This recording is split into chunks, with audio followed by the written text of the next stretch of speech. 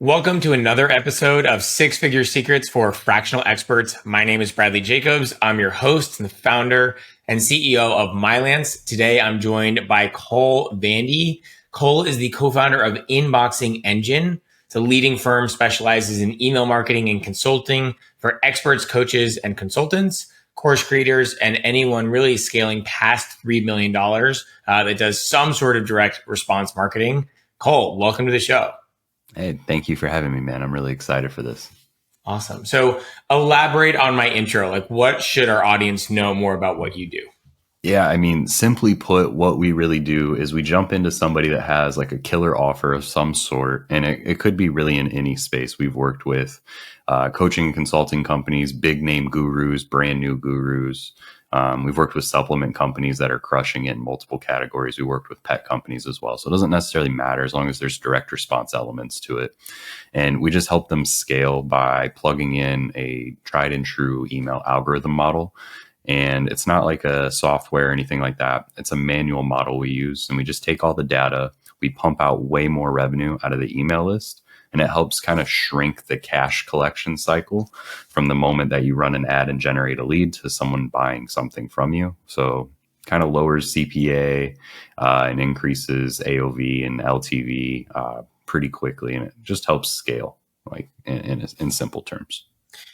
Why email? Why is email the one you've gone after? Yeah, that's a great question. It's really simple.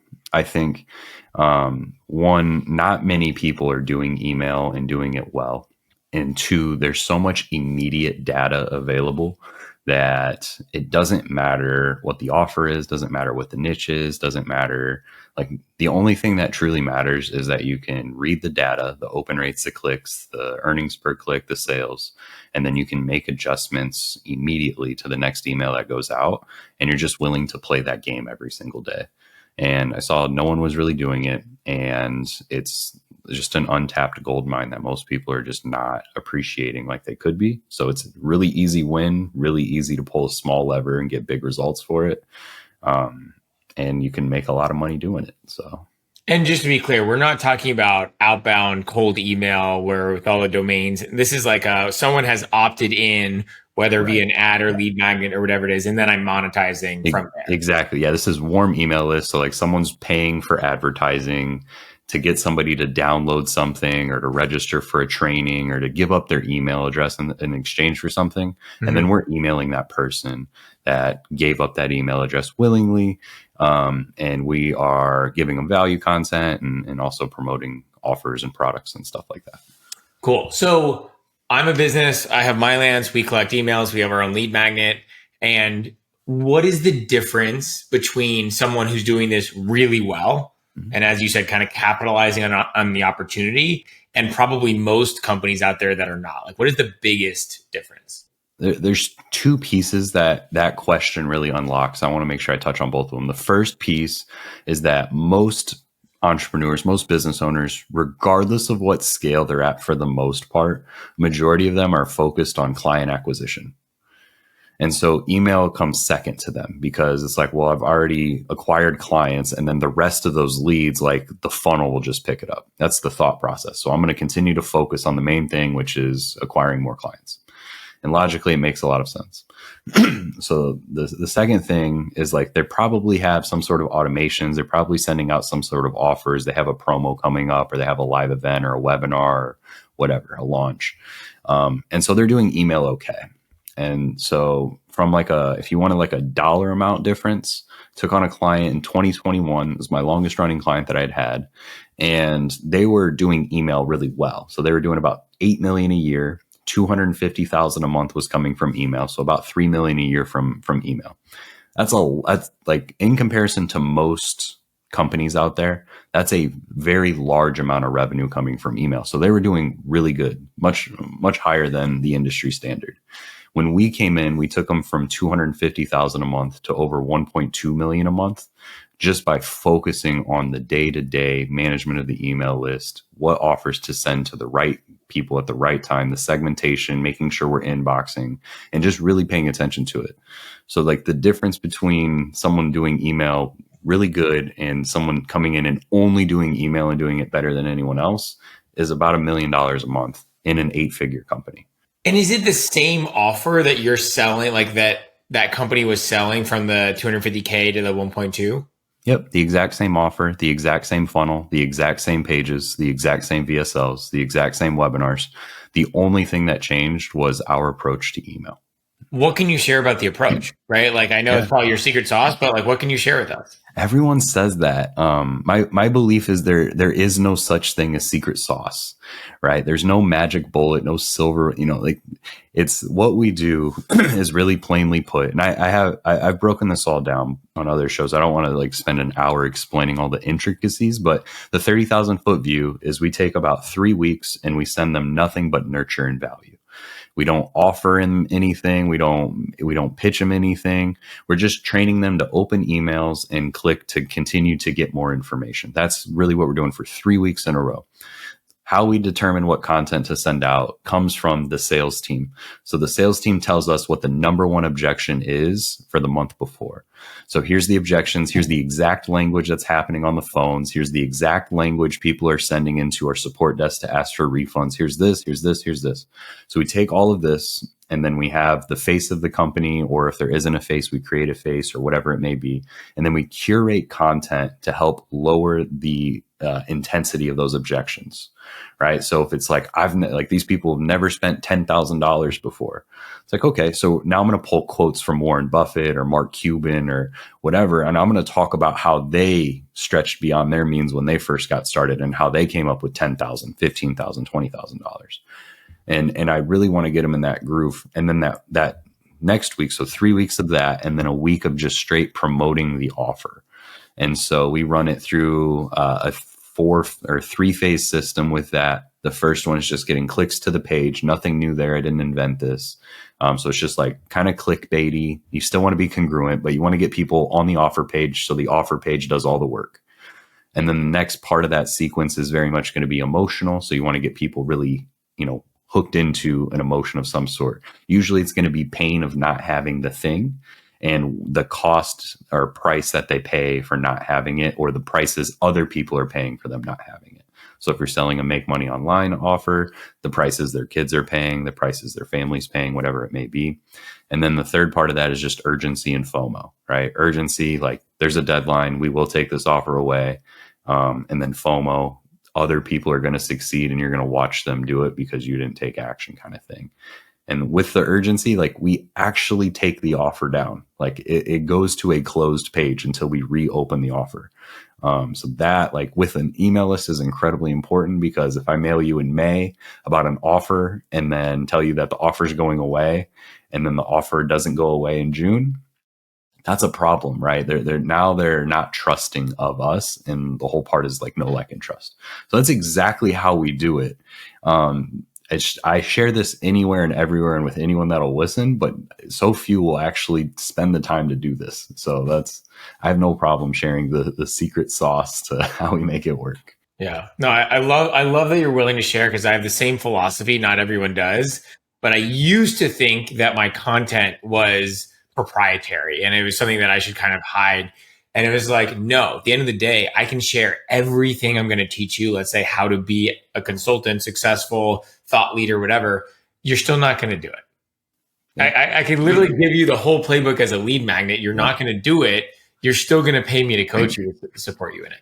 Yeah. And the ones that end up taking action, this is from my personal experience, the majority of people that end up taking action think that they can do it better. So they end up changing it anyways. And what I've found, like what we do today and what I just shared just now, like I've sent hundreds of millions, if not a billion emails at this point. Every single one of those had data that came back to me that made me adjust it to get to the point where I'm at now, right? And so if you think you're going to like make a decision based off zero data to make it better, to me, it's crazy.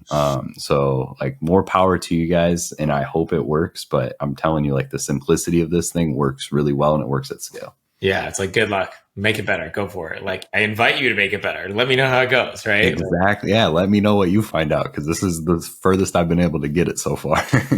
So I'm fascinated by a few things. One of them is when someone signs up for something, lead magnet, or even responds to an ad, in my mind, that's the highest intent they're ever going to be. right? And yet what I'm hearing from you is 3 weeks, nothing but nurture. Help me reconcile those two Yeah, things. yeah, yeah, yeah, yeah. No, that's a great catch there. So for full clarity, someone opts in there. I usually have them in some sort of pressure cooker. And so that's through automations. So I let the funnel do the funnel thing for the Okay. first 3 days, 5 days, 7 days, 10 days, depending on the offer, depending on the data we have. So it'll run through and like push them like, if it's a lead magnet PDF, for example, we're pushing them to get to the webinar. Right. And we're going to beat them to death until they get to the webinar. So we'll send them 5 or 6 emails a day kind of thing to get them to the webinar. And then if they don't sign up for the webinar, then we kind of kick them out as like lower value, if you will, or not as interested, or time isn't right, or whatever, right? And if they do register and then don't attend, like there's a couple of different phases that these people go through, but that first pressure cooker sequence is the most important. Once they make it through that, either as a customer or not as a customer, that's when that 3 weeks of nurture, 1 week of promo happens. And the only people we would remove out of that sequence altogether would be people that have bought everything. So if you haven't bought everything, then I'm going to send you to the core offer that's going to sell you everything. And so that process works really well. But yes, that initial like opt-in goes through a pressure cooker sequence of some sort, depending on the offer, depending on everything else. It should never probably be more than 10 to 15 days long. In my world and the companies that I've helped scale like tremendously, 3 days is usually the window. I'm sure people listening to this think when they hear pressure cooker, they hear 5 to 6 emails a day. This is your world, right? That's not, that rolls off your tongue, no problem. The people that listening to this might be like, holy shit, like that is a lot. And there's such a mindset around, I'm bothering people. Good. I'm sure that's not your mindset. So yeah, No, you yeah, said good. no, Tell me more. I know I'm bothering people. I grew up in sales, right? So my mom was a salesperson, my dad was a salesperson. I was in sales for many years before I got into marketing. If I wasn't bothering people on the phone with something, then I wasn't making money. That was just the reality of it. And the piece of this that made me whole with it and made me like love that part of it was one, I heard something from, I think it was, I honestly believe it was Grant Cardone. It was a long time ago. Not saying I agree fully or anyone should blindly go in that direction, but my first sales training more than a decade ago was Cardone University. And one of the 1,800 videos that I watched was something along the lines of, you can't bother somebody if you believe in the product. Like if you truly believe in what you're selling and you believe it's actually going to help people, then you can't be bothered by it. This was cemented in me during the sales process when I remember I called somebody. I was working at a car dealership in Iowa when I was 19. And I called every single day, twice a day, the same person because I knew they were going to buy. Like they needed a car. Their car was going to break down. They had to get their kids to school. They were just stuck in this world of I don't know how to make it happen. And after like 3 or 4 weeks of calling them twice a day, imagine a car salesman calling you twice a day, like the epitome of like, stop calling me. I will call the police, right? They finally pick up the phone and they're like, you win. Like, our car broke down this morning. We need a car. And because I had followed up with them for 3 weeks, I let my manager know every single detail about everything that was going on. We were able to help these people get into a car. And by the end of the entire process, they're in tears because they had bad credit. They had a car they owed money on that broke down. It wasn't worth any money. Like it was just this terrible scenario. And they felt like every other dealership they had been to had given up on them. But I just kept calling them because I knew I could help them. Like I knew deep down I could. And then it doesn't matter what offer I've been a part of throughout the years, no matter what it was, I would get screenshots from a support team or from a VA or from a sales team or whatever it may be, just like a screenshot like, oh my God, you guys have been emailing me for a year, 2 years or 6 months or 3, like every day. And like, it's just a bad time or this or that. But like, you guys are the only ones that seem to care enough about me to make sure I could have an opportunity to take advantage of whatever this thing was. You can't possibly be bothering somebody if your product, your service, or your offer actually helps someone. And you know for certain that you're targeting the right people, meaning like the ads are going and getting placed in front of people. And then knowing like they took the time out of the day to give up their email address and then to get in this part of and now they're opening emails, right? It's like, they want what you have. It's just they're either fighting it, or it's not a good time, or like something happened. So like the more you can get in front of them, the more pleasant they're going to be about it. Now you're going to make some people mad, and that's okay. Right? That's part of that process. But yeah, if I'm not bothering people or annoying people, then I'm doing something wrong is how I look at it. Yeah. Well, I had an old entrepreneur friend who told me that if they sign up for something, as you said, right, like lead magnet, whatever it is, they're opting in. She either wants them to buy or unsubscribe. Yeah. Right? Pick one or the other, because you hanging out on my email list is not what either of us wants. No. Right? And so lose there. Yeah. And we even have, in a lot of our pressure cooker sequences, we even have emails dedicated to kicking people off the email list. Yeah. Like literally set up, like we'll set up a subject line that's like, get off my list. Right. And then it'll be like, listen, at this point, we either need to get divorced or get married, but this whole dating phase thing isn't working for us. So click here and unsubscribe if you don't want XXXXX. Or if you do want this thing, then click here and do the thing that you need to do in order to do this. And the reason that we do that and why that's so important is because, one, like my goal isn't to build a 10 million person email list. My goal is to serve the people that want the thing that we have. So that's the process that we take people through. And yes, it's annoying. We bother people. We upset people. We piss people off. People get angry. People unsubscribe. Good. That's part of the process. Not everyone's going to like you. Not everyone's going to like your offer. But the ones that do will thank you for it. I promise you.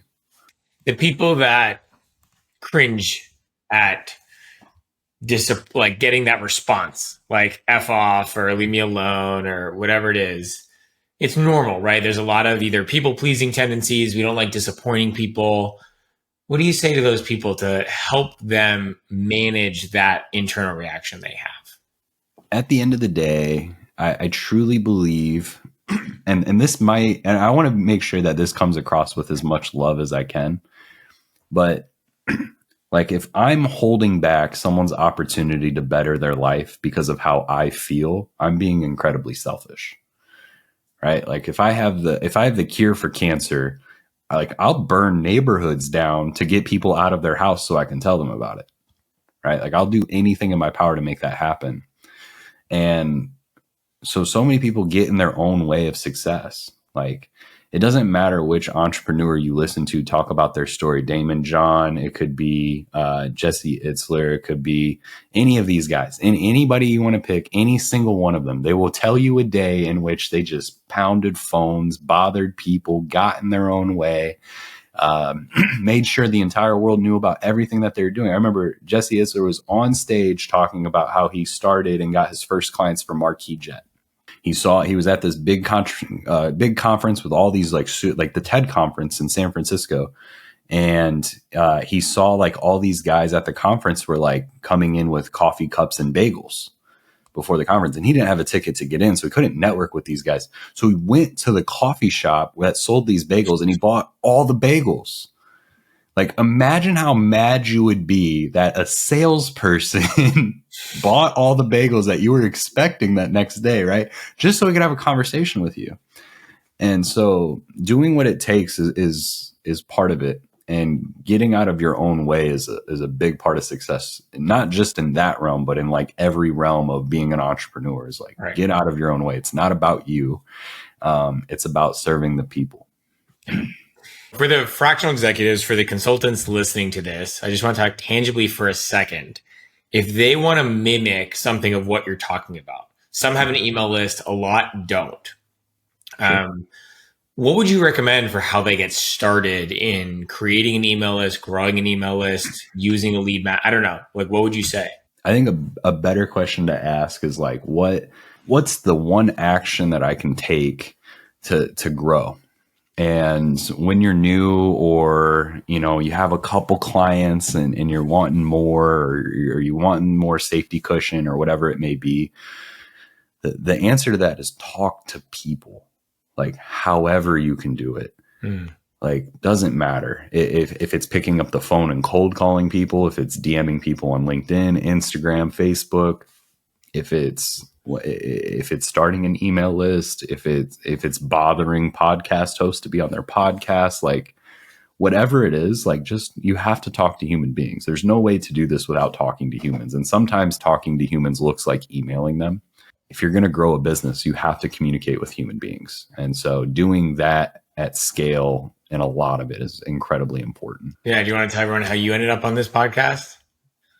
I have no idea. I have a team. I have a team that bothers people to get me on their podcast, and I don't know what those messages even look like. To be honest with you, I don't know how many messages they send to get a response back, but I know that they make sure that I get on podcasts, and I haven't had anybody upset about the process yet. So, yeah, but I'm sure they reached out in some way, shape, or form, and pitched, having me as a guest on your show, and here I am, right? Yeah. And the reason that they work with me to help me get on stages and to book podcasts is because I've been bothering the owner of this thing for over a year now. I'm like, hey man, I want to be on stage. I want to be on stage. I want to get on podcast shows. I want to do this. I want to do that. Blah, blah, blah.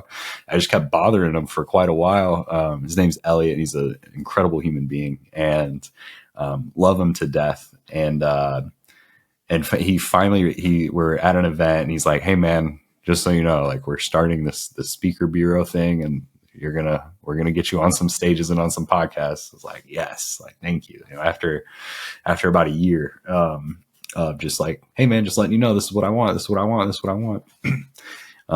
So yeah, it's a simple email for me that I received and said. They introduce themselves. It looks like an agency, really. And they just introduce you that you'd be a good guest. Here's the reason why you'd be a good guest. Let us know. And I responded right away. I looked at your bio. I was like, yep, I agree. Here's the link to book. And that was it. So simple, right? But it's simple. And I think so many people don't do it because it's just scary. It's perceived to be scary, at least. Of just reach out and say, hey, I want to do this. Yeah. What's the worst that happens? Right. Yeah. You get ignored. They tell you no. I mean, it comes, for me, I'm very fortunate. Like I grew up not having more than what we needed, right? I had the clothes on my back, food on the table, roof over my head, heat and air, like that, I had the basic essentials of like a lower middle class kind of growing up, and which was great. But if I wanted anything in addition to that, I had to ask for it, and then I had to find a way to make it happen.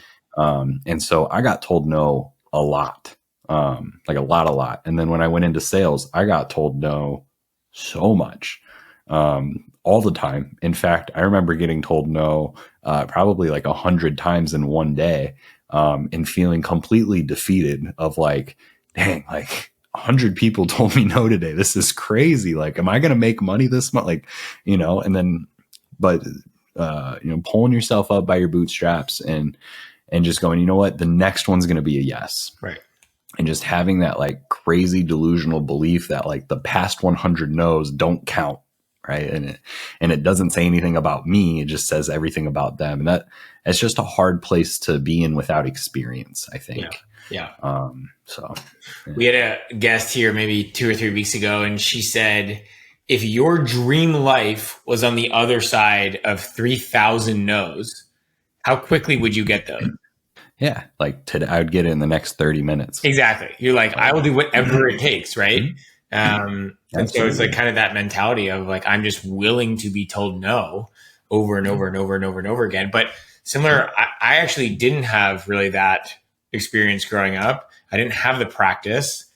And my first job was setting up like research interviews for primary research for a consulting firm.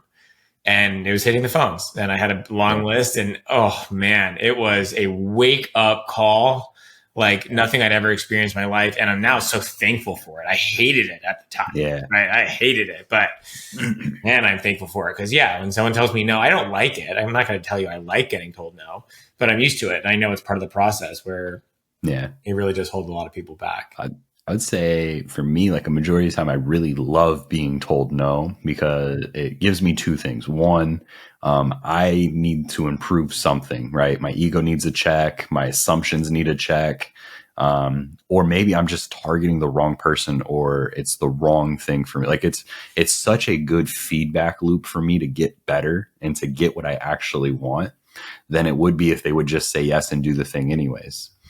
And so that's why I love it. But that definitely is a very challenging pivot to make until you've been through it, like getting told no enough and then analyzing like, okay, well, if they would have said yes, then like all these other things probably wouldn't have happened, or it wouldn't have been what it could have been, kind of thing, if I would have just waited. And so that's why I love no. But yeah, I mean, it's such like a weird concept to like share, but I think like a lot of people should go do door-to-door sales for like DirecTV or pest control or whatever for 6 months.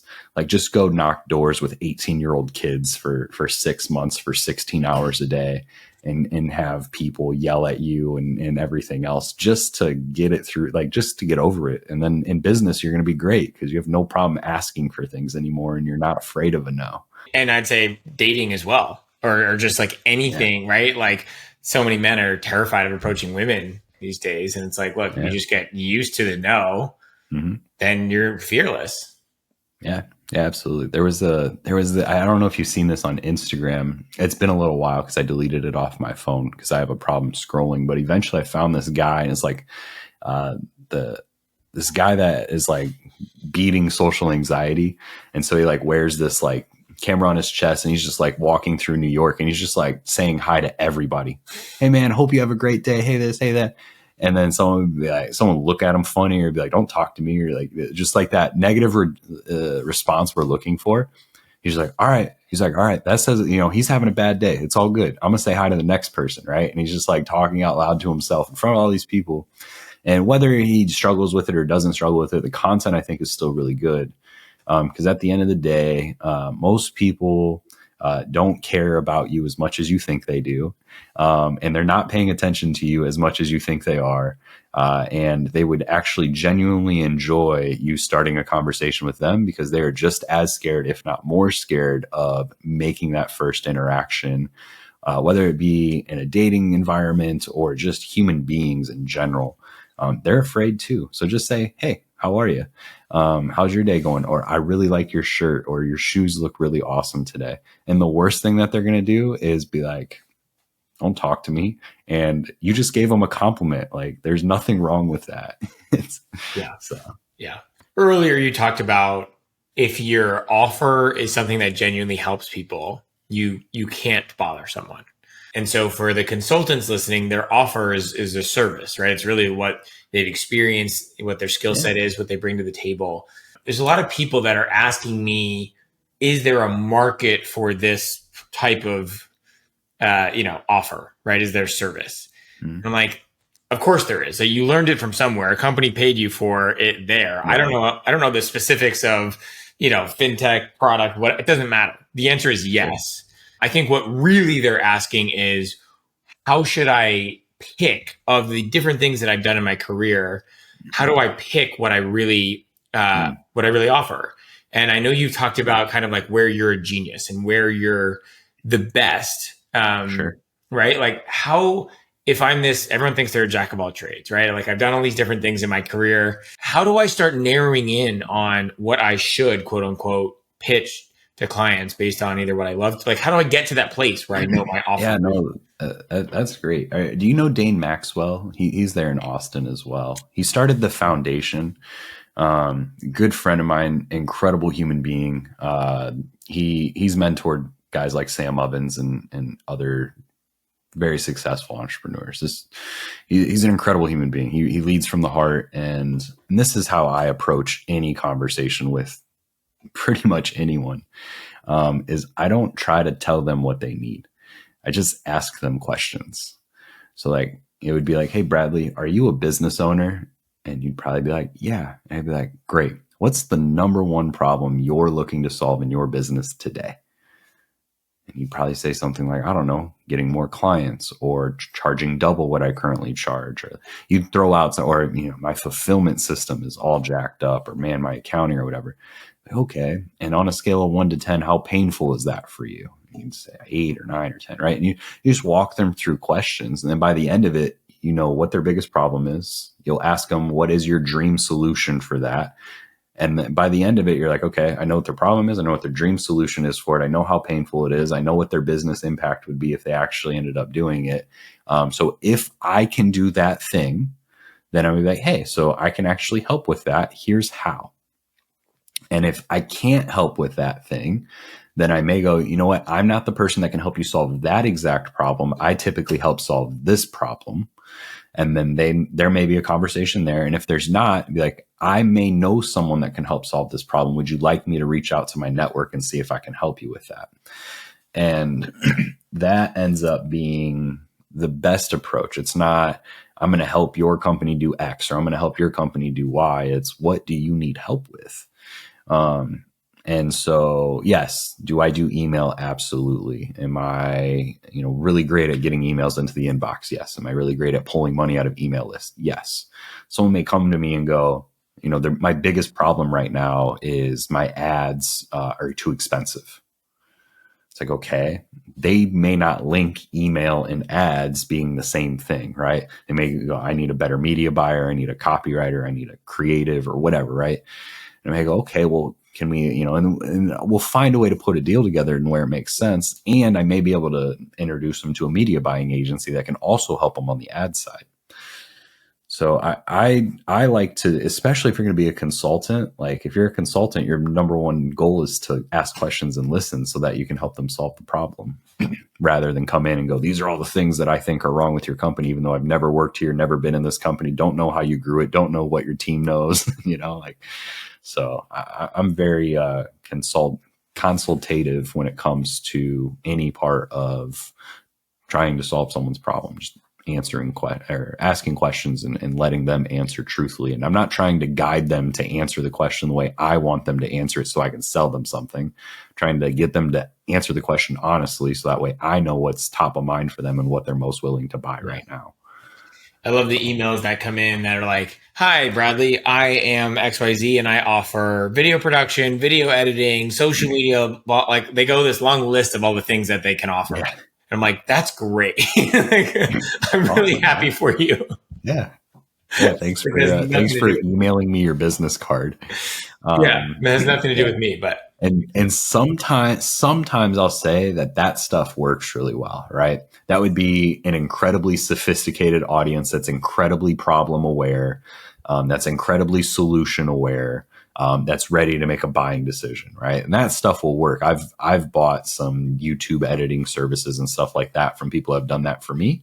And usually I get lower quality work from them than if I hired someone else. My personal experience is ask questions, get to know what the actual problem is. And then if you can solve it, just, hey, I think I have a solution for this. Can I walk you through it? Yeah. And if you don't, recommend someone in your network that you know for sure that can solve that problem, because now you look like $1 million to this person who knows other people. Yeah. And it's easier to pull referrals that way. One thing you mentioned, and I think it was one of your Instagram videos, but it talked about if you're here and you want to get there, there's a method you like to use, like planning the night before. Like, tell me more about when you think about just like putting a plan in place. I learned this from a mixture of people. Alex Sharfin was one of my first bigger clients. Him and Ty Lopez were like my first two big clients. And working with Alex, I learned a lot about like how to build momentum and how to move businesses forward, how to move entrepreneurship forward. And so, yeah, like if you feel stuck or if you're not making if you're not growing at 15 to 20% a year in a business from a data standpoint, like you're doing something wrong. It's not because there's an election. It's not because Facebook ads cost more. It's not because fulfillment costs. Like it's not because of those things. It's because you're just not being strategic about what you're doing. And so, mapping out, you can use a lot of different methods to do it. To me, it doesn't matter which one. It could be the 12-week year. It could be the one thing from Mr. Keller. It could be literally any of them. Doesn't matter. And you just walk it backwards. Okay, this is the goal I'll achieve by this date. Okay. And then walk it back. What's the thing that must happen first in order for the next thing to happen? Like what, if you're setting up dominoes, right? And you want to make sure all the dominoes get knocked down so that way it finishes, right? Which domino is first? And so setting that up, and then the night before, plan, it's Tuesday as we're recording this. I don't know when you'll end up releasing it, but it's Tuesday, right? So tonight, Tuesday night, I'm going to plan out what I'm going to do Wednesday. Wednesday night, I'm going to plan out Thursday, and Thursday night, I'm going to plan out Friday. And then on Saturday, I'm probably not going to think about what I'm going to do on Sunday. And then Sunday night or Sunday during the day, could be Sunday morning, I'm going to plan out, okay, what is going to get me closest to achieving my goal by the end date or sooner this week? And then let me prioritize that by level of importance, not necessarily urgent, but importance. This is the most important stuff that needs to get done. And then all right, so I'm going to plan for this on Monday, this on Tuesday, this on Wednesday, Thursday, Friday. And then I'm going to check in. So Monday, I'm going to try to get as much as I can done. And then Monday night, I'm going to check in. All right, how much did I get done? Okay, I'm going to plan on Tuesday to get the things done I didn't get done on Monday, get those done first, and then Tuesday. And that kind of allows me to hold myself accountable as far as accomplishing things that are moving the mission forward, right? Because it's really easy. The biggest mistake most entrepreneurs make, especially myself, is like we get more efficient with our time, and then we fill all of that additional free time with low priority, low quality, low productivity tasks that make us feel busy. And that just simply doesn't move the mission forward. That's the difference between why Elon Musk can accomplish things in 3 weeks that most companies couldn't accomplish in 6 years. It's just his ability to fill time with the most important tasks possible. Yeah. And I find not just filling my time like that with busy tasks, but they're like feel good tasks. Like there are things that I'm good at, that I like doing, and then I'll step back and be, oh my God, like this doesn't move the needle forward at all. Yeah. Right. And it's funny for consultants, they're all trying to get more clients, pretty much is the number one thing. Right. Yeah. And so they're working on logos, and they're working on their website, and they're working on the business model, and they're working on offers and pricing. And I'm like, guys, don't do any of that shit. Like, none of that really matters. And when it does, you'll figure it out pretty quickly. Like, as you said, go talk to people. Yeah. Same thing with getting a job. People are like, how do I get a job? I'm applying to all this stuff. I'm finishing up my resume. I was like, go talk to 100 people in the next 30 days. Yeah. That's it. Just go talk to, like, you will be swimming in offers. I would almost guarantee 100%. It. Yeah.